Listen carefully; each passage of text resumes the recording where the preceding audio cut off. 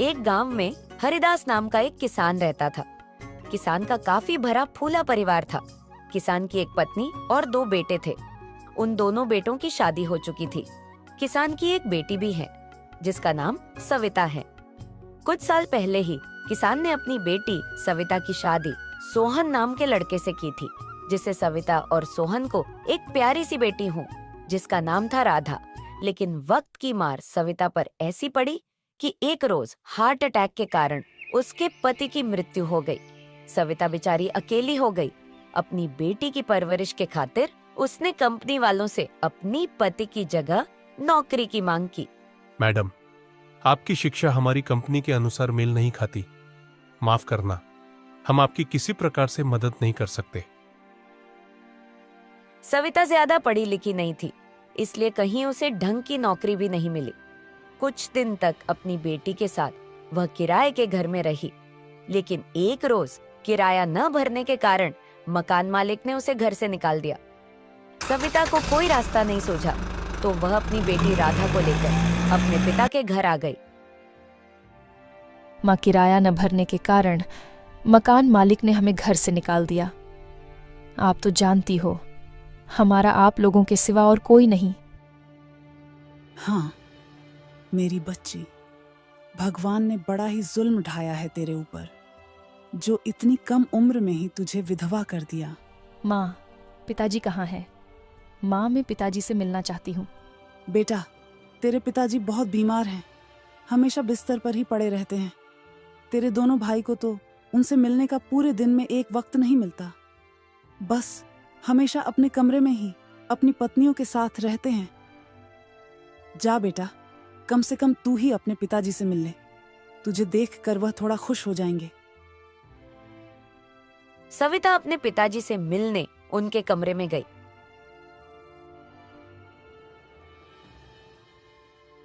आखिर अपने पिताजी से मिलने का समय मिल ही गया बेटी।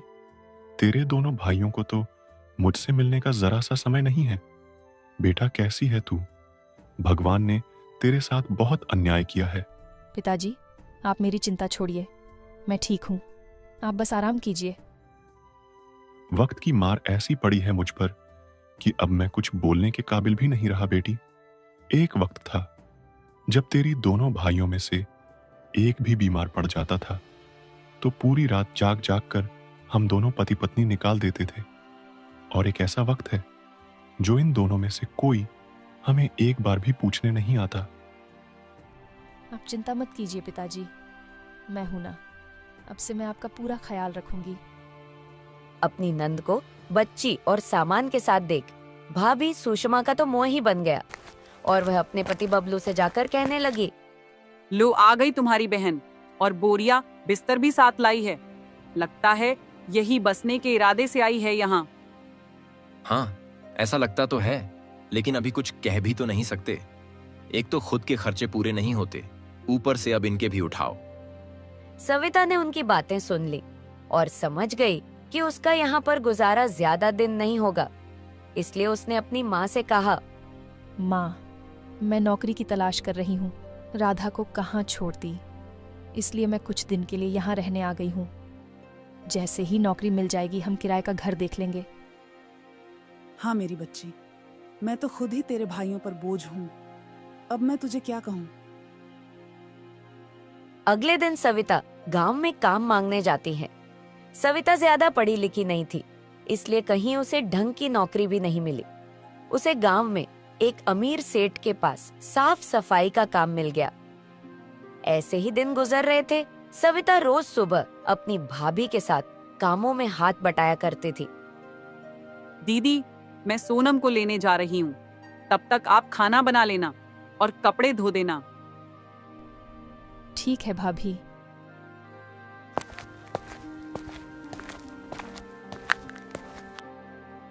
माँ, मुझे भूख लगी है, खाने को दो ना।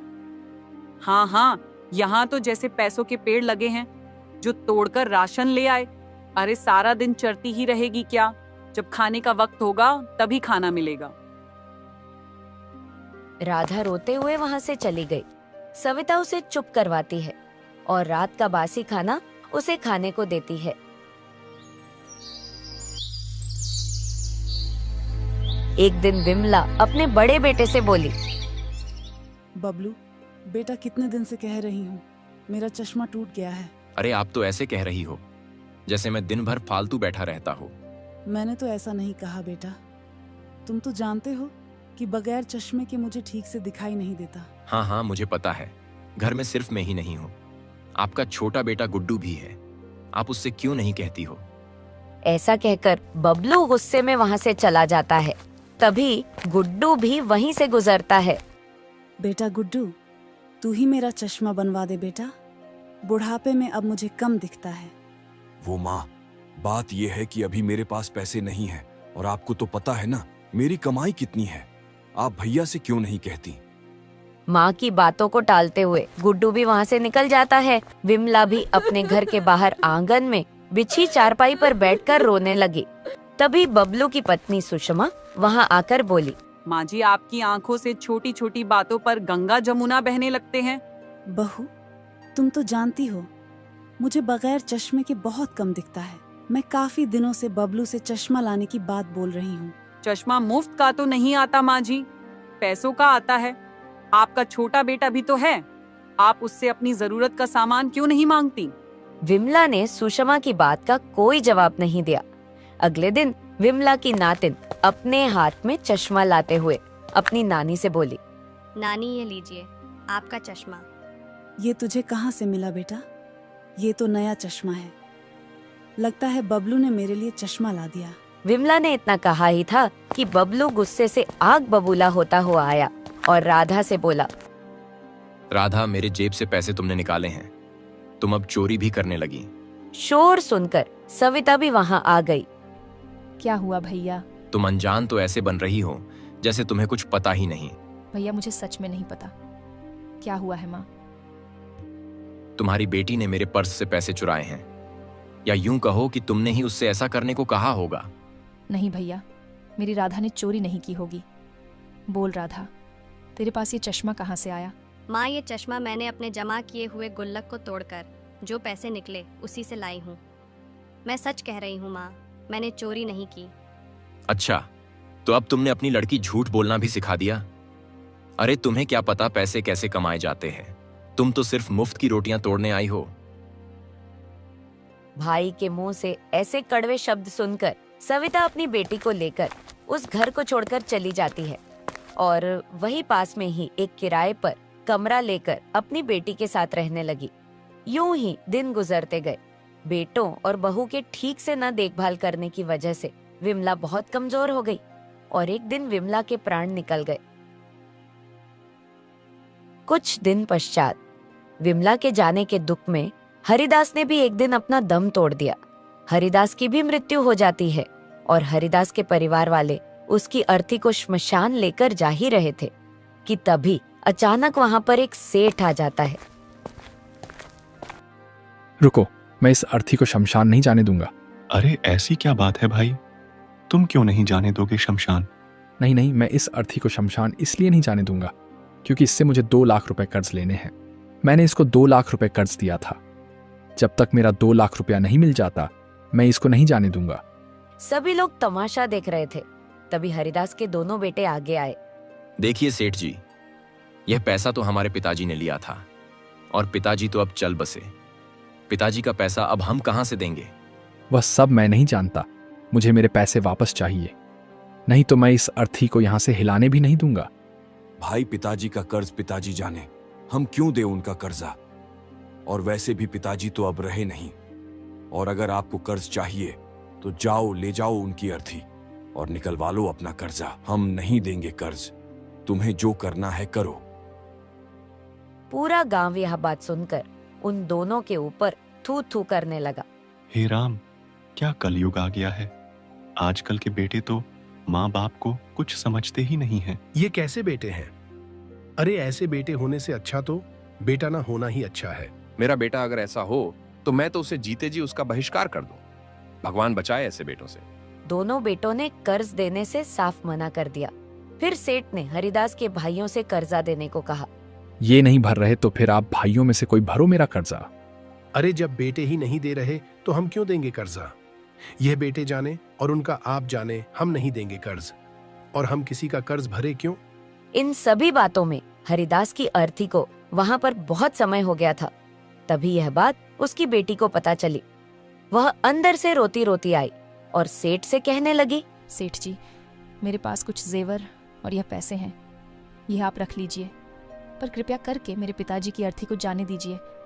और अगर तब भी आपका कर्जा पूरा नहीं होगा तो सेठ जी, मैं आपके घर में जीवन भर काम करूंगी।